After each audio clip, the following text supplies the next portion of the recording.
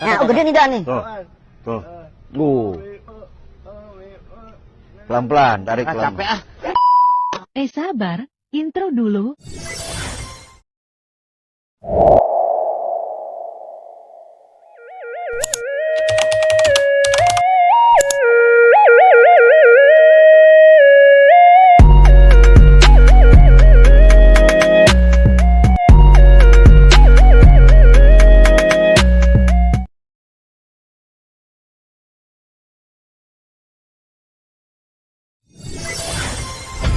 Assalamualaikum warahmatullahi wabarakatuh. Di sini kita dari kelompok 4 akan mempresentasi tentang analisis mengenai dampak lingkungan AMDAL dalam pembangunan dan pemanfaatan sumber daya alam dengan prinsip-prinsip pembangunan berkelanjutan. Saya akan mempresentasikan materi yang pertama, yaitu analisis mengenai dampak lingkungan AMDAL dalam pembangunan. AMDAL adalah kajian mengenai dampak penting suatu usaha atau kegiatan yang direncanakan pada lingkungan hidup yang diperlukan bagi proses pengambilan keputusan tentang penyelenggaraan usaha atau kegiatan yang dapat menimbulkan perubahan terhadap rona lingkungan hidup serta menyebabkan dampak lingkungan hidup. Dampak penting yang dimaksud adalah perubahan lingkungan hidup yang sangat mendasar adalah yang diakibatkan oleh usaha atau kegiatan tersebut. Adapun kriteria usaha untuk kegiatan berdampak wajib. Yang pertama, perubahan bentuk lahan dan bentang alam. Yang kedua, penerapan teknologi diperkirakan mempunyai potensi besar untuk mempengaruhi lingkungan hidup. Yang ketiga, proses dan kegiatan yang hasilnya dapat mempengaruhi lingkungan alam, lingkungan buatan, serta lingkungan sosial dan budaya. Yang keempat, introduksi jenis tubuh tumbuhan, hewan, dan jasa teknik. 5. Pembuatan dan penggunaan bahan hayati dan non-hayati. Dan itu adalah beberapa kriteria usaha atau kegiatan yang berdampak penting. Adapun potensi dampak penting bagi setiap jenis usaha atau kegiatan tersebut, yaitu ada yang pertama, besarnya jumlah penduduk yang akan terkena dampak rencana usaha atau kegiatan. Yang kedua, luas wilayah penyebaran dampak. Yang ketiga, berbalik atau tidak berbaliknya dampak. Yang keempat, referensi internasional yang diterapkan oleh beberapa negara sebagai landasan kebijakan tentang AMDAL. Adapun jenis rencana usaha atau kegiatan yang wajib memiliki analisis mengenai dampak lingkungan hidup, yaitu sebagai berikut. 1. Bidang multisektor, berisi jenis kegiatan yang bersifat lintas sektor. Jenis kegiatan yang tercantum dalam bidang multisektor merupakan kewenangan kementerian atau lembaga pemerintah non-kementerian terkait sesuai dengan ketentuan peraturan perundang-undangan. 2. Bidang pertanian, pada umumnya dampak penting yang ditimbulkan usaha. 3. Bidang pertanian, pada umumnya dampak penting yang ditimbulkan usaha budidaya tanaman pangan, hortikultura, dan perkebunan berupa erosi tanah, perubahan ketersediaan dan kualitas air akibat kegiatan pembukaan lahan, persebaran hama, penyakit, dan gulma pada saat beroperasi, serta perubahan kesuburan tanah akibat penggunaan pestisida, herbisida. 4. Bidang perikanan dan kelautan, pada umumnya dampak penting yang ditimbulkan usaha budidaya tambak, udang, dan ikan adalah perubahan ekosistem perairan dan pantai, hidrologi, dan bentang alam. 5. Bidang kehutanan, pada umumnya dampak penting yang ditimbulkan adalah gangguan terhadap ekosistem hutan, hidrologi, keanekaragaman hayati, hama, penyakit, bentang alam, dan potensi konflik sosial. 6. Bidang perhubungan. 7. Bidang teknologi satelit. 8. Bidang perindustrian. 9. Bidang pekerjaan umum. 10. Bidang perumahan dan kawasan permukiman. 11. Bidang energi dan sumber daya mineral. 12. Bidang ketenaga nukliran.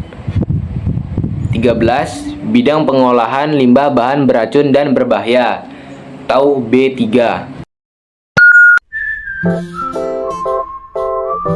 Rud, kita kesini mau ngapain sih? Ngerjain tugas lah anjir, tugas kelompok. Kita udah ngaret 4 hari. Aduh, malas banget sumpah. Justru karena malas itu, makin cepat tugasnya kita selesaikan, makin cepat kita bisa bermalas-malasan. Ya udah, kalau gitu lu aja yang ngerjain.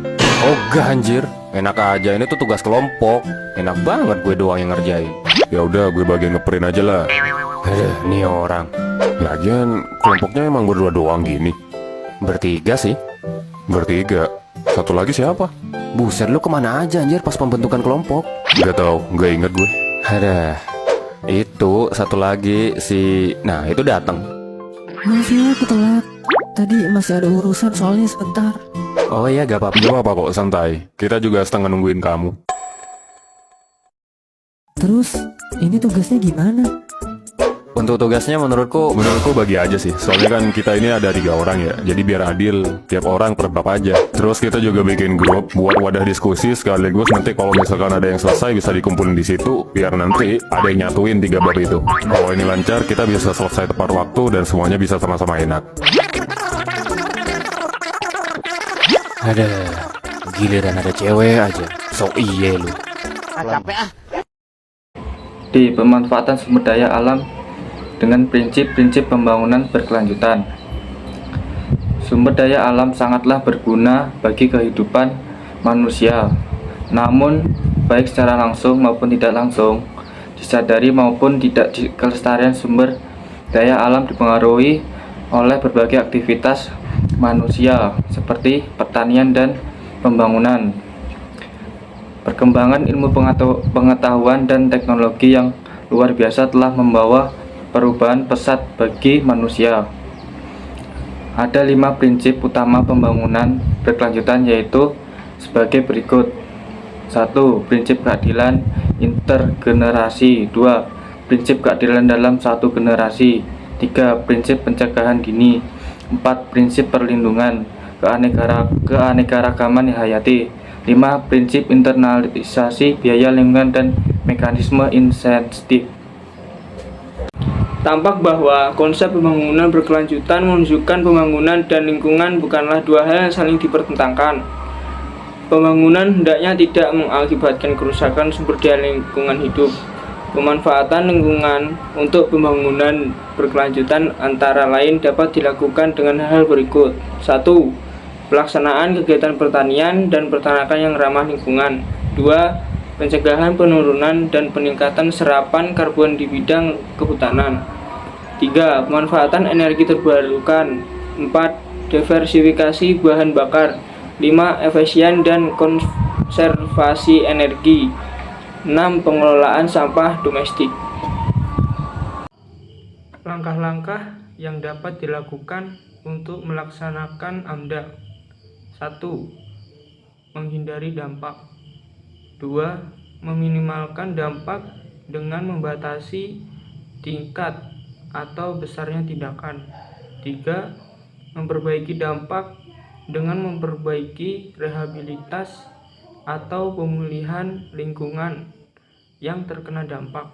4. Mengurangi atau menghilangkan dampak dari waktu ke waktu. 5. Mengkompensasi dampak dengan mengganti atau menyediakan sumber daya atau lingkungan pengganti. Adapun pemanfaatan sumber daya alam. 1. Kehutanan melestarikan hutan di wilayah hulu agar sumber mata air tidak kering. 2. Pertambangan melakukan eksplorasi yang bertujuan menemukan lokasi penambangan baru. 3. Kelautan mencegah pembuangan limbah nuklir atau limbah cair industri ke laut. 4.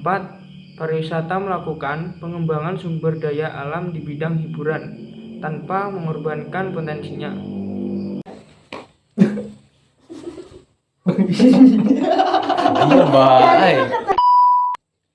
Sekian presentasi dari kelompok kami, kurang lebihnya mohon maaf. Wassalamualaikum warahmatullahi wabarakatuh.